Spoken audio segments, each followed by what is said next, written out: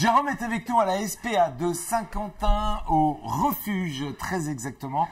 Jérôme, on est avec toi et as-tu fait de belles trouvailles?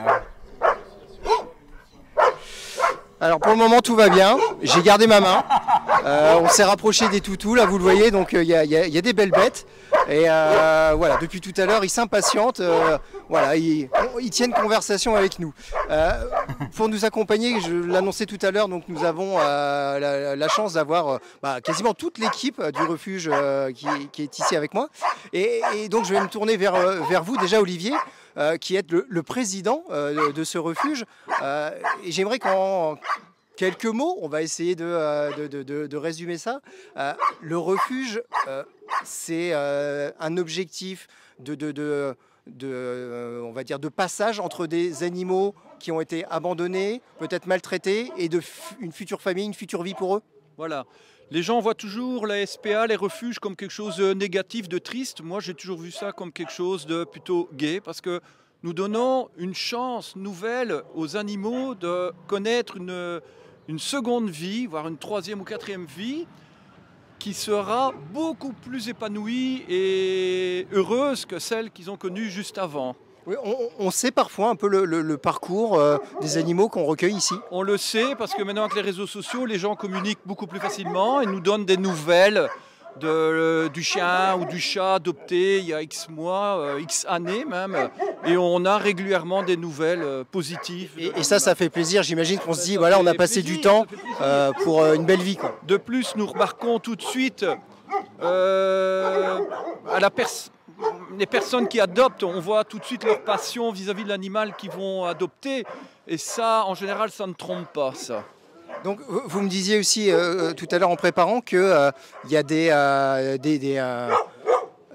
parcours qui perdent... Enfin, pas des parcours, les mots m'échappent, des histoires voilà. Particulières vis-à-vis des animaux et des actions mises en place pour éviter justement des maladies, éviter les maltraitances animales, etc. Et vous m'avez parlé notamment des choses assez récentes comme la stérilisation des chiennes. Alors la stérilisation des félins est en cours déjà depuis très très longtemps. Depuis 2 ans, nous faisons la vaccination systématique des chats. Du coup, ça a réduit, mais d'une manière énorme, le taux de pathologie respiratoire essentiellement.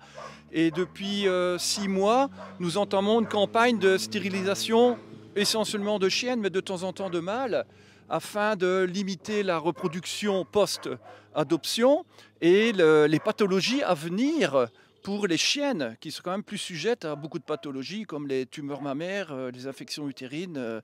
Et grâce à cette intervention-là avant l'adoption, on diminue le taux de souffrance animale à venir dans le futur. Et on pense au futur, on pense à agir dans l'urgence, parce que parfois c'est des situations d'urgence, mais après on a une démarche tournée vers l'après. C'est de la prévention. C'est de la prévention qui a un coût, mais nous l'assumons et on essaye de se rallier à la majorité des SPA de France qui font déjà cette pratique depuis plusieurs années, quoi. Alors, on va revenir sur l'histoire des coûts dans quelques instants, si vous voulez bien. Mais en attendant, je vais me tourner vers vous, Julie, parce qu'en fait, Julie, vous êtes ici un peu la maman de tous ces chiens. Vous me disiez tout à l'heure que vous passiez la matinée entière à vous occuper de toutes ces bêtes.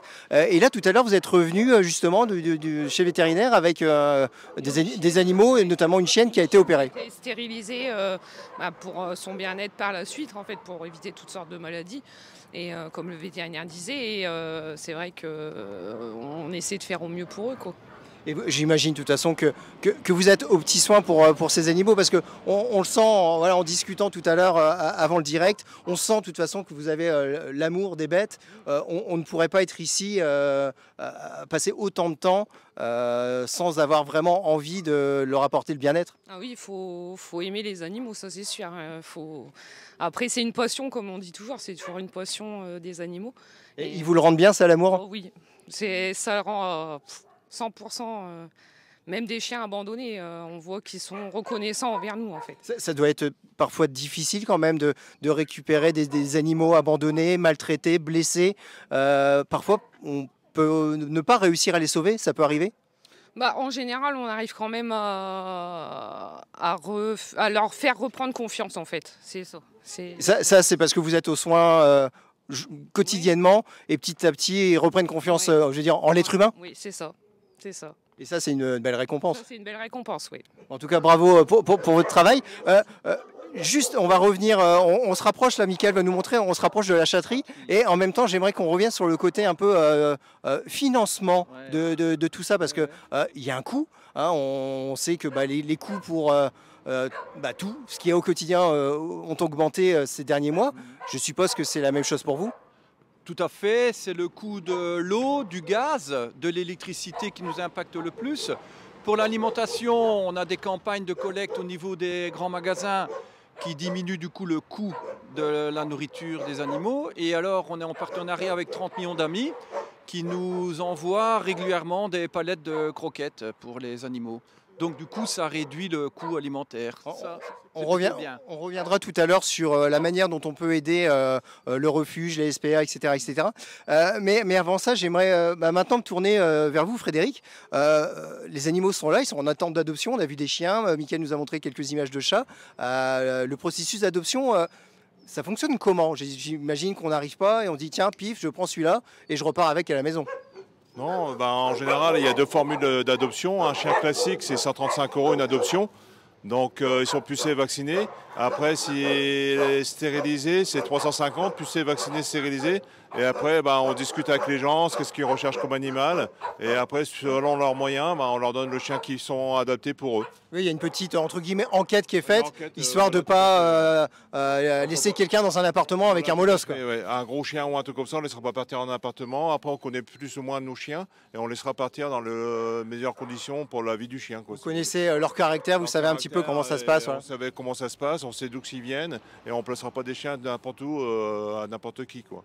Bon ça déjà c'est une bonne chose parce qu'effectivement c'est des animaux, on l'a dit, qui ont un parcours de vie parfois un peu délicat avant, donc ne pas les remettre dans la même situation. Alors quelques instants, on va se tourner vers les chats. Donc j'ai Yvette qui est avec moi et Mélanie. Donc les chats, c'est une 60aine d'animaux ici, hein, c'est ça? Oui, à peu près une 60aine, donc un certain nombre ici et d'autres en foyer d'accueil. Alors c'est ça qui est la particularité, c'est qu'il y a des personnes qui ont pris des chats du refuge pour les mettre chez eux en attendant l'adoption. C'est ça, parce que nous ne voulons pas non plus trop surcharger.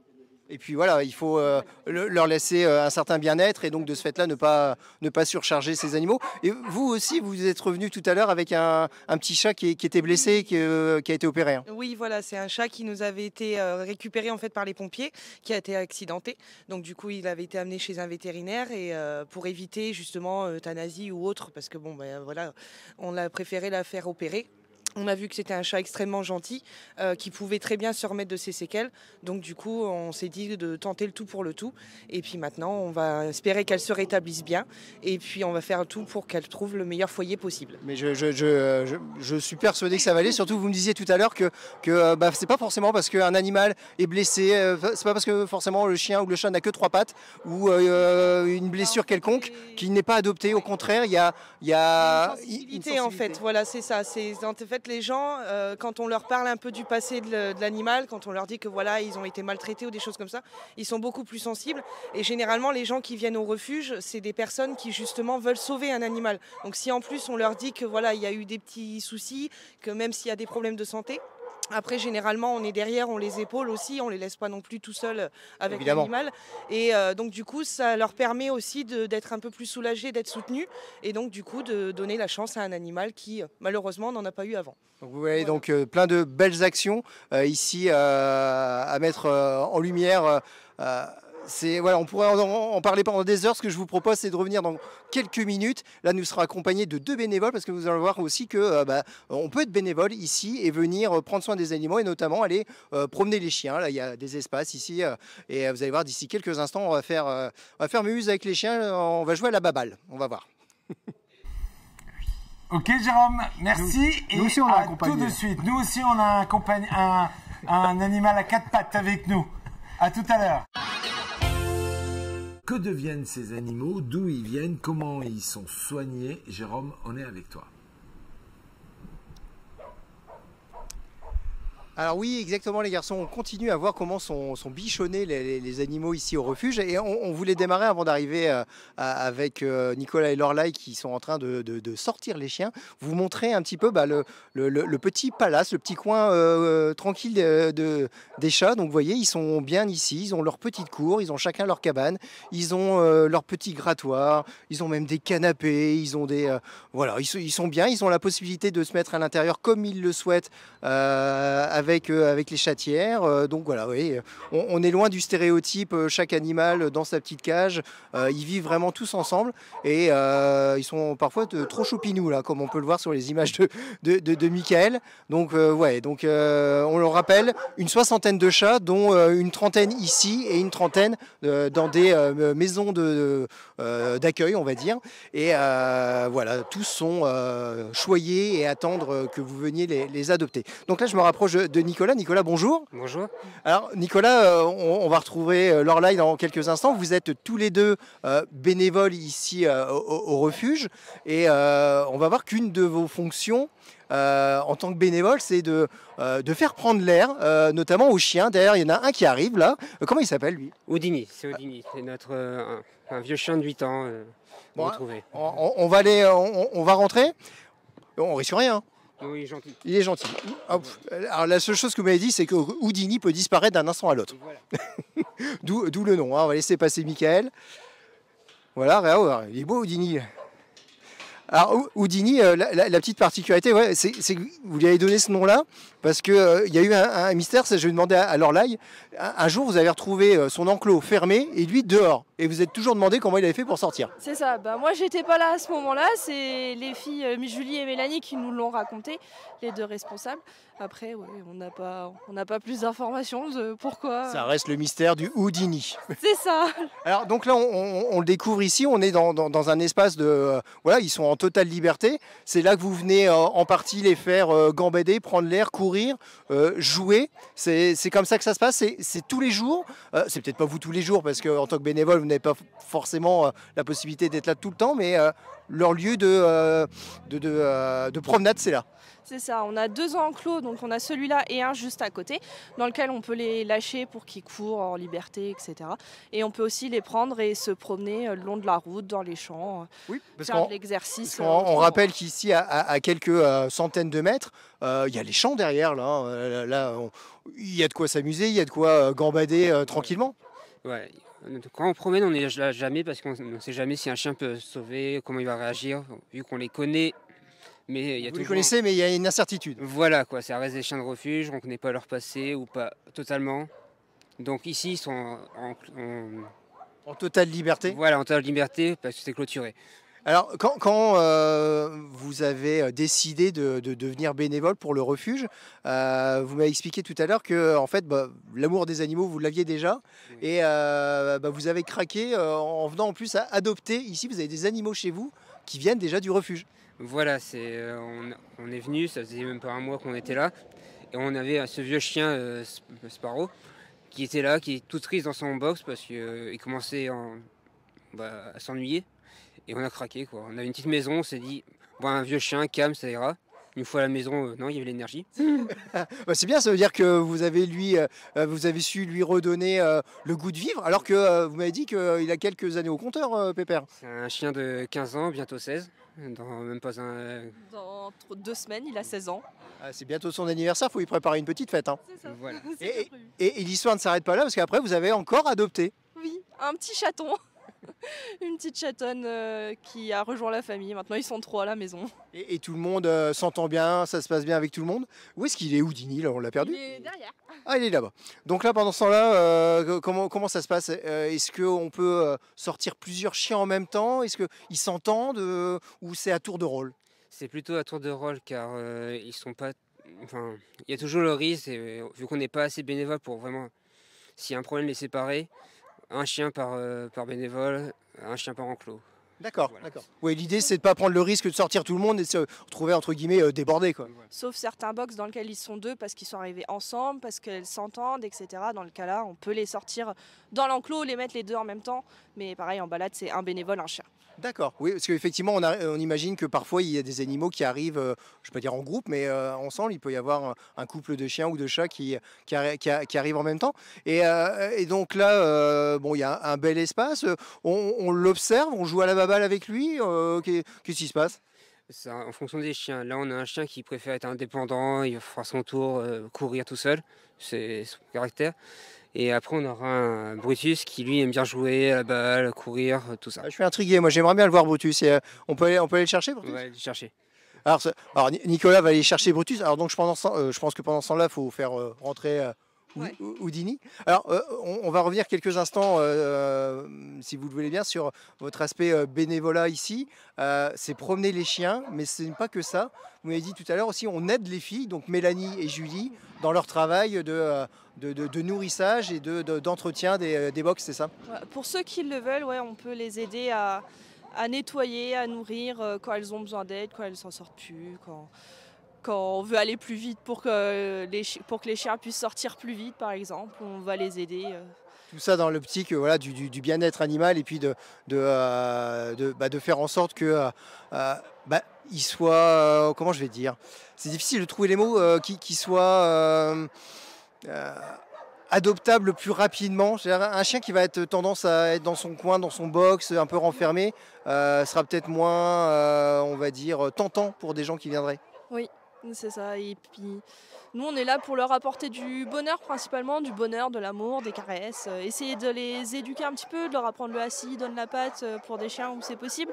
Voir s'ils l'ont déjà, parce que mine que rien, du coup, les bénévoles à l'extérieur du refuge, c'est les yeux de Mélanie et de Julie. On leur a dit, le chien à l'extérieur, faut se méfier des autres. Le chien à l'extérieur, il sait faire ça, il sait faire ça, il est comme ça. C'est vous qui faites un peu le point, quoi. Informations supplémentaires de ce qu'elles observent en box. En fait, vous êtes totalement complémentaires. On n'est pas juste sur, on vient 2-3 heures et puis on fait muse avec les chiens, on repart. C'est vraiment une vraie collaboration. C'est une équipe. Alors, je vais laisser place à Brutus. Alors, on va laisser passer Brutus. Alors, comment ça se passe? Il faut laisser rentrer... Donc là, attention, la technique, c'est de faire en sorte qu'Houdini puisse sortir. Alors, attention. Donc là, on va faire les commentaires en direct. On sent que le Brutus, c'est un speed.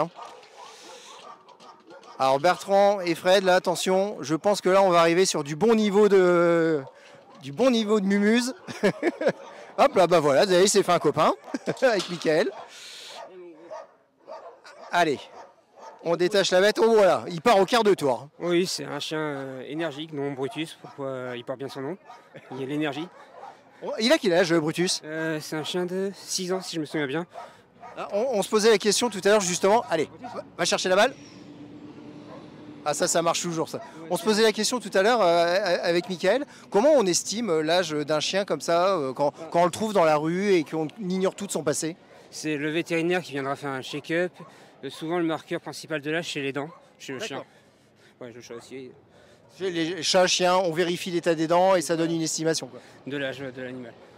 Et donc là, alors Brutus, pareil, il a pris son petit quart d'heure de liberté. Et lui, vous me disiez que c'est pas le même caractère. Lui, il va vouloir jouer. C'est un chien qui aime beaucoup plus jouer.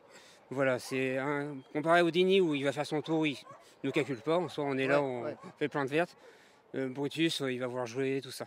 Bon, alors on va vous laisser jouer avec tranquillement. Je sais pas si je lui jette le micro, est-ce qu'il ramène le micro?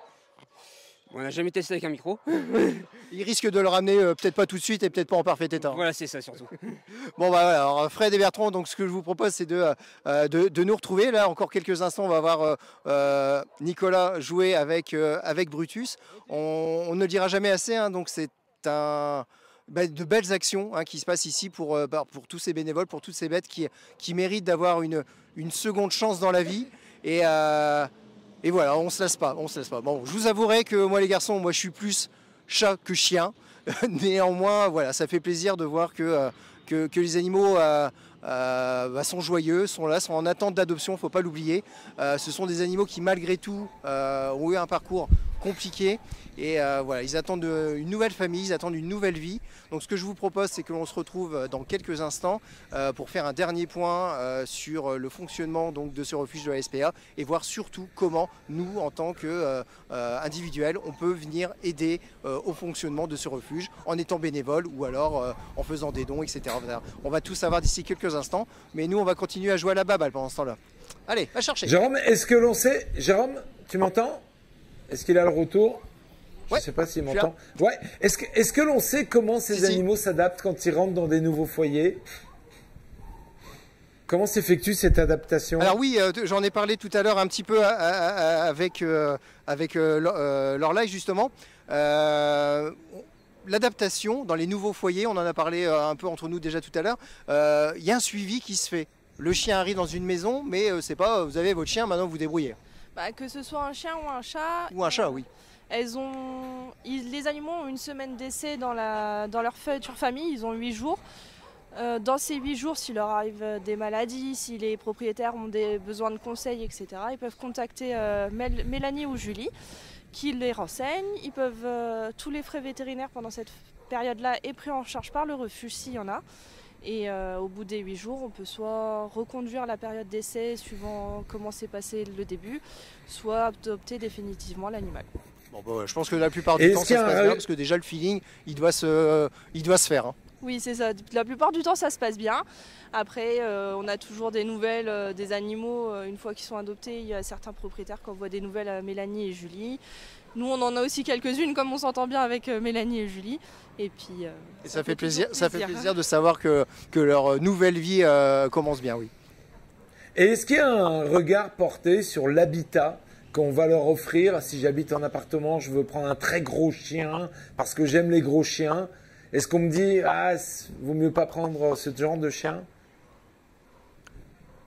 Alors effectivement, oui, c'est une bonne question aussi. C'était une remarque que m'a fait Frédéric tout à l'heure. C'est que voilà, on ne va pas confier un super molosse à quelqu'un qui vit dans un studio, quoi, aussi. Non, on fait attention. Mélanie et Julie se renseignent énormément sur l'habitat, sur ce que recherchent, sur les recherches que veulent les propriétaires, pardon. Parce que parfois on peut avoir un rêve de super toutou, on a vu un chien trop mignon à la télé ou dans un film, etc.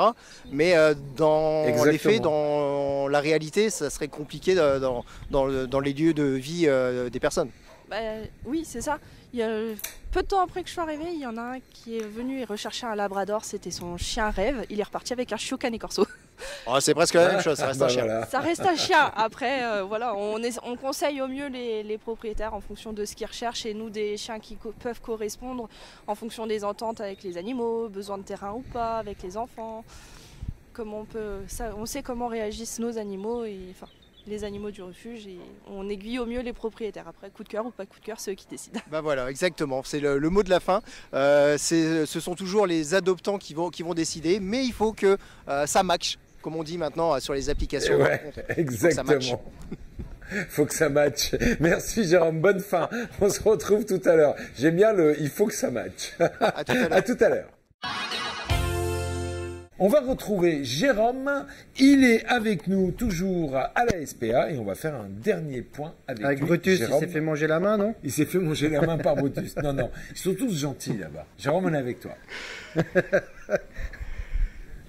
Alors ouais, non, regardez, j'ai encore les deux mains, il n'y a pas de souci, on a bien joué avec Brutus. Maintenant, on s'est mis un peu au chaud, là, on est revenu avec Yvette ici auprès d'une petite convalescente là qu'on peut voir. Tout à l'heure, on en a parlé, c'est elle qui est arrivée tout à l'heure. Voilà, elle est encore un petit peu sous l'effet d'anesthésie. C'est un chat qui a été retrouvé accidenté, qui aurait pu être laissé pour euthanasie. Et l'opération a permis de la sauver. Il y a une amputation, il y a une patte arrière en moins, mais elle va s'en sortir. Tout à fait. Alors voilà, nous intervenons le plus souvent possible pour essayer de sauver des petites vies, notamment cette petite chatte qui est très gentille, qui ne méritait en aucun cas de partir. Et donc, on a décidé, le vétérinaire, la stériliser, l'identifier et par la même occasion, l'amputation d'un membre antérieur, ce qui ne va pas l'empêcher pour autant de vivre sa vie normalement. Et d'être adopté, ce que vous disiez tout à l'heure, oui. Que voilà, bien souvent, même les gens vont craquer pour un animal animal qui a un parcours de vie compliqué. Je ne veux pas dire que c'est plus par pitié, mais on s'attache plus. Oui, voilà, avec les chats, en général, il y a un petit lien affectif qui se fait. Et puis, c'est vrai que quand ils ont un passif assez lourd, en général, ils le rendent bien. Donc, du coup, les gens ont plus tendance à craquer. Voilà. Donc, bah voilà, il faut craquer, mais avec réflexion. On l'a bien dit tout à l'heure. On part pas. Voilà. Quel qu'il soit, ne se fait pas en un claquement de doigts. Il faut plusieurs temps de réflexion. Il faut venir nous voir. On essaye de trouver les animaux qui correspondent le mieux à chaque type de personne, chaque type d'environnement, etc. Parce que les chiens, c'est compliqué, mais les chats, c'est l'est encore plus. Donc voilà, donc tout ça doit être fait de manière raisonnée. On se retrouve tous là, ici. Il y a quasiment toute l'équipe. Frédéric, je voudrais revenir quelques instants avec vous sur comment, nous, au quotidien, on peut venir en aide au refuge. Comment on peut venir en aide pour votre fonctionnement au quotidien. Il y a des dons, il y a du temps à passer. Qu'est-ce qu'on peut faire? Il y a plusieurs solutions. Soit que vous nous amenez des dons de nourriture, soit des croquettes ou tout ce qui est alimentation. Après, vous pouvez faire des produits d'entretien. Et après, vous pouvez devenir bénévole pour la promenade des chiens. D'accord. Voilà, donc après, si vous voulez venir bénévole, venez nous voir et puis on vous expliquera comment ça fonctionne. Bon, voilà. En tout cas, je pense qu'on est accueillis à bras ouverts, avec le sourire. En tout cas, vous avez pu constater que toutes les personnes qui sont autour de nous là sont totalement investies pour la cause animale. En tout cas, nous, on tenait à vous féliciter, à vous dire bravo. Et donc n'oubliez pas, on rappelle les horaires d'ouverture pour venir faire un petit tour et peut-être repartir avec un animal de compagnie. Alors la semaine, c'est ouvert du lundi au vendredi de 9h à 13h. Et le samedi, c'est de 10h à 17h. Voilà, on peut vous contacter par téléphone. Il y a un site internet. Et un site internet que vous pouvez vous laisser des messages et qu'on vous répondra. Et on a même vu, en préparant l'émission, j'avais même vu Brutus, la photo de Brutus ce matin sur le site internet. Donc là, je l'ai vu en vrai. Ça m'a fait quelque chose de découvrir Brutus en vrai. En tout cas, merci encore, bravo à tous. Et donc voilà, donc si vous souhaitez adopter un animal ou si vous souhaitez aider ceux qui aident à l'adoption et à donner une seconde vie à tous ces petits animaux, une seule adresse ici, donc à Rouvroy, le refuge de l'espoir. C'est bien ça, j'ai pas dit de bêtises? Non, c'est bien ça. C'est bien ça. Allez. Merci beaucoup Jérôme. Merci, et Jérôme. Un grand bravo à ces bénévoles passionnés et passionnants et qui donnent de leur temps pour le bien-être de ces animaux. Très beau duplex. Merci beaucoup Jérôme. Et tu sais que les animaux, nous, on les aime beaucoup ici. On te retrouvera bien évidemment demain dans une autre thématique. Merci à toi.